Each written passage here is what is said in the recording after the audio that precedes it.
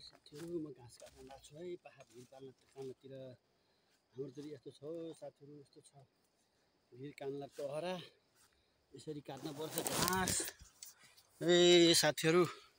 यसरी काट्दै हिँड्दैछु बाटामा म हेरौँ है यस्तो छ जङ्गलमा घारीघुरी घाँस यसरी काट्नुपर्छ यस्तो भएर के गर्ने साथीहरू काम नगरी खाना पुग्दैन खाना साँझ र बिहान मेरो टारी खेत हेर त आजै धान काटेको यतिको भएको छ टारी खेतमा आज धान काटेको धेरै साथीहरू इष्टमित्रहरू म यसरी हिँडिरहेको छु ल हेर्नुहोस् घारी यस्तो छ यस्तो घारीमा यसरी हिँड्नु पर्छ हेर्नुहोस् गाह्रो छ किसानलाई काम गर्नलाई गाह्रो छ यति नअरिकन हुँदैन हामीलाई राजनीति गरेर दुनियाँका झोला बोकेर दुनियाँको चाकरी गरेर दुनियाँको पछि ल्याएर हामीलाई निर्वाह चल्दैन हामीलाई काम गर्नुपर्छ हामीलाई किसानको छोरो बाबुबाजेले यही सिकाएको थिए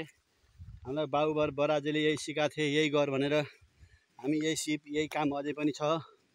हामीलाई राजनीति दलका यी झोलेहरूका यी चोरहरूका झोला बोकेर हामीलाई खान पुग्दैन किसानको छोरो पर्यो यसरी घाँस बोकेर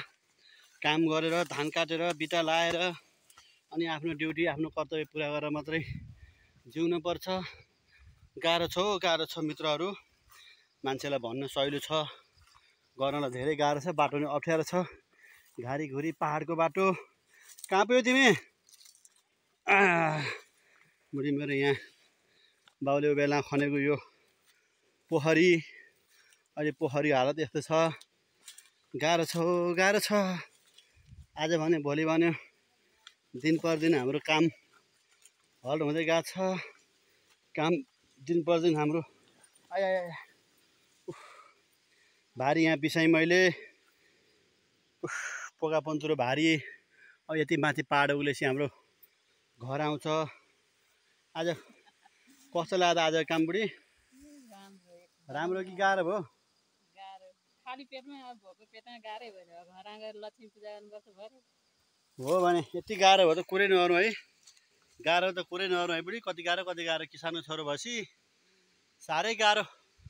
घारीघुरी डाँडा पाहा भिर पाहा कानला केही भन्न पाइँदैन आँसु भोक प्यास केही भन्न पाइँदैन तर पनि हामी बुढाबुढी खुसी नै छौँ सन्तुष्टि छौँ ऋण लागोस् दिन नलागोस् शत्रु लागोस् भगवान नलागोस् ईश्वर भगवानमाथि भरोसा राखेर